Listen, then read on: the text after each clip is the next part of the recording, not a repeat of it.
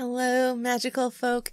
It is time for finally time for another Magic in Books video. I know it's been a while since I did the first one. Sorry. If you've watched my other videos, you know, life kind of exploded. But we are here to talk about another magic system in some fantasy books that I love. And today I'm really excited. We are going to talk about the Graceling series.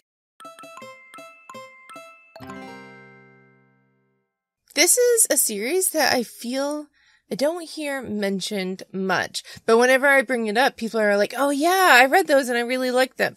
So if you haven't gotten around to reading them, you really should. But we're going to explore the magic systems in these books. And what I really like about this series is that every book, except for one, focuses on a different magic system, like a different type of magic. And I want to say first off that in the book, none of this is ever called magic whatsoever. I've just used it to describe that because that's the easy way to describe it. But there are 3 different parts of the world that we explore in this series, and every major part of the world has its own kind of magic that has developed. And I think that's really, really interesting. By the way, there's going to be minor spoilers for this series, or possibly more than minor spoilers. So we're going to start with the first book. It's called Graceling, and Gracelings are the magical folk. In this world, in this book, in this area of the world that we explore in this book, Gracelings live in the main part of the world that most of the books are kind of not really centered around, but like based around. Gracelings are a type of people who are born with a grace. And this grace, which is what we would think of as a magical ability, is unique in every single person. So there might be people who are mind readers, but every single person who's a mind reader is a mind reader in a different kind of way. Like some people see shapes, and some people actually hear like direct thoughts. Some people just get a feeling of what the people are thinking. So everything shows up in a different way. I really don't understand how that would work in the entire history of the world and Gracelings, because I feel like, I don't know, how many different ways can mind reading show up? But that's not a question for me today. In this book, the main character is a woman named Katsa who has a killing grace. And she hates it. And she's, used for her grace, and she eventually gets out of that. She has a killing grace, and the second main character that she actually teams up with has a fighting grace. Spoilers. Skip about 15 seconds if you don't want spoilers. Katsa actually has a survival gift, and Poe, the other character, actually has a mind reading gift, but they're disguised as others. Katsa actually doesn't even know. Anyway, back to non-spoiler territory. The 2 main characters in this have very prized graces, but also there can be like random graces, like really good at tumbling, or super flexible, like able to twist your body all around kind of things. So we just get 2 characters who are super, super useful. And because of that, they're kind of taken advantage of. Gracelings in this world are not very welcome. Once they start to show their gifts, they're often given to be property of the ruling class, of the kings. And if they have a useless gift, then they're allowed to go on and live their lives. But then they're still seen as outcasts. They're still not really trusted, and they face a lot of discrimination. The way you know someone is a Graceling is that they have 2 different colored eyes. They're often not born with 2 different color eyes. I guess there's rare instances where they are, but more as they get older, their eyes settle, which means that they will change colors to be those two different colored eyes. And that's when the grace starts to show up. And that's when, like, sometimes it's really obvious what their grace is, but a lot of them have to, go and figure out what it is. So that's the magic of this book. I really like exploring the different kinds of graces, and I want to hear more about different kinds of graces. I really, really do. Like, sure, maybe a mundane grace wouldn't make a great story, but I want to hear more about the useful graces. The next book in the series, which at the time it just says A Companion to Graceling. This wasn't originally written as a series, but this is Fire, and this takes place in a separate part of the world that actually in the first book, they don't know this area of the world exists. This is the thing, that every part of this world, they're very isolated from each other. They don't know they exist. Apparently, explorers are not really a thing in this world, and they're just like happy to be in their little area. But this is actually on the other side of this giant mountain range that this takes place, where things have developed very differently, and there's these creatures called monsters. And the thing with monsters is they are completely like normal species, except that they are brightly colored and they can control minds and they just dazzle people. And so obviously, like, predator monsters, actually all of the monsters are predators. That's the thing. Like even mice become predators if they're a monster. They all use that, like all the animals use that to their advantage. This book is about a character named Fire, and she is the last human monster. Monsters always have children that are monsters, and she is the last remaining human monster, and she has decided, not to have children because her father had used his monster gifts as a not so great thing, was pretty abusive, and used it to gain a lot of power in the country. But she decided that she didn't want to be like her father, and she uses her monster abilities to do the best she can in the world. She kind of like tries to hide it. She can't really, but she tries not to use her gifts a lot. And like the Gracelings, she's very outcast because of that. Now, unlike Gracelings, all monsters kind of have the same abilities. They're all predators. If they smell a drop of blood, they just want to go in on the blood. Monster meat tastes better, I guess. And monsters, especially if another monster is bleeding, will know immediately that a monster is bleeding. It will go in to attack it. But they all have like this power to control minds, to dazzle people they dazzle. That's the thing. They dazzle so that even people who are fairly protected in their minds, they look at the monsters and just forget everything. So they use that to their advantage. But all monsters kind of have the same abilities, unlike Gracelings, where they're all unique. And I wonder how different things developed in this world. I really do.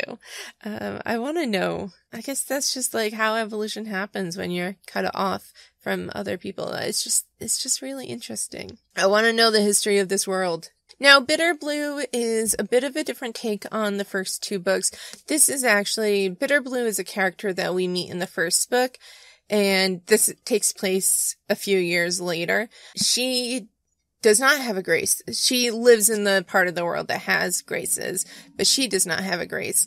So that's different in this book compared to the previous books in the series. In this book, she is dealing with a lot of the fallout of someone's grace that was used for nefarious reasons and really, really manipulated people and abused them. And she is dealing with the fallout of that. Not just she has PTSD, but also her country has PTSD. And this book is about dealing with that. So we don't really get introduced to any new Graces, although Katza and Poe are in this book, and we do get more about their Graces and other people's Graces. But the main character does not have a Grace. And this, unlike Fire, takes place in the country that we already knew, in the part of the world that we already knew. So we don't see anything really new in this book, but just wait. This book just came out last year, and it surprised me because I did not know she was even writing a fourth book. There was like no talk about this anywhere I was on the internet. But this book, again, takes place in a new part of the world.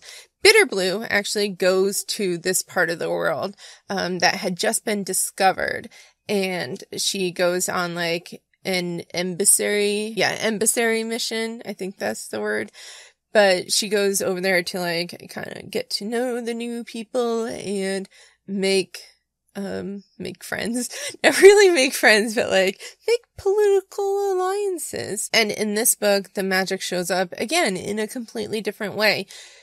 Humans are not really magical themselves. They are actually fairly normal. They are much more advanced than the other two parts of the world that we'd seen. They're very isolated from the rest of the world. They live on the other side of the ocean. They have made like a ton of technological advances on their own. Like they have hot air balloons and all these different things, and they do not have magic themselves, but magic of a type shows up in this part of the world in foxes. There are little silver foxes, and first of all, they sound adorable, silver foxes, and they will bond with a specific person, and then that person can speak mind to mind with them. But it's clearly like the foxes have the ability, and they just kind of share it with the human that they bond with. So it shows up in a completely different way. And this time the humans don't have it at all. And I find that really interesting. And I find that to be a unique take on a fantasy series that has magic in the world. But they're like, no, we're not going to give it to the humans. We're just going to give it to the animal. Just this one type of animal too. I don't believe there are any other types of animals in this part of the world that have telepathy or any other kind of magic. I think is just foxes. And some people are just like happy to have them just like, as kind of a pet, not really a pet, but kind of a pet. And some people use them for sneaking around and spying on people, and some people use them for like errands and everything. So they have a ton of different uses. They don't disobey the people that they've bonded with. Once they've bonded, they just do everything that the person tells them to do. So they have a power, but they also don't. Most of them are picky about who they bond with, and there's like this whole bonding kind of trial process so that they get to know if they want to bond with a specific person. Not everyone has a silver fox. As you can imagine, they're fairly rare or maybe expensive or something, but those who do generally have a use for them, and we see a lot of them in this book just by the nature of who we end up spending our time with in these books. So I really wanted to talk about this series just because of the 3 different magic types.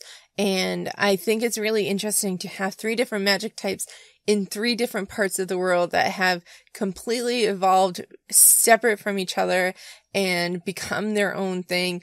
And also that these people don't know about these other parts of the world until we read about them in these books where they discover each other. And I'm just like fascinated that nobody's ever explored before.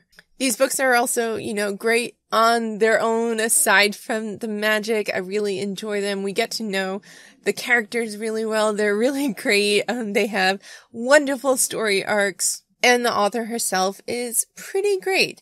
In the first book, a character has something happen that leaves them disabled. And in the book, the author kind of writes away the disability because of magic, because of grace. And when people read the book and talked to her about it, they were like, this actually isn't good. Like, disabled people are disabled and they're okay with it, most apart, but like, we can't have a magic fix. Please just represent disabled people as they are and not have a magic fix, which is a trope in fantasy books a lot of the time. So when she was writing the next couple of books, especially, it shows up in Bitterblue because he's not in fire, because that's a completely different part of the world.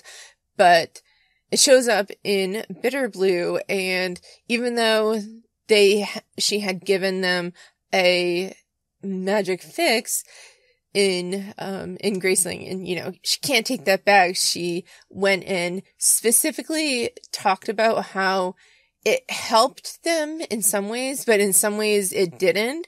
So she fixed what she could about that magical fix. And I just really love authors who are willing to listen like that and not just buckle down. We're not going to name names, but I just really love when authors listen like that. That's why I love Tamara Pierce, because she always listens and is trying to do better. And Kristin Cashore listens and she tries to do better, and I just really, really appreciate that, and I want to support authors who do stuff like that. Yes, we're not perfect, but we can always try to do better, right? I want to mention one more thing, because I talked about this when I talked about Tamara Pierce's Tortall books. There does not seem to be any kind of god system, pantheon. Nobody ever mentions anything. So I find that really interesting, just because I'm used to like fantasy books that do have some kind of god and goddess or something that people at least mention in passing, even if they're not a specific worshiper. But I don't think anyone's ever mentioned anything in these books.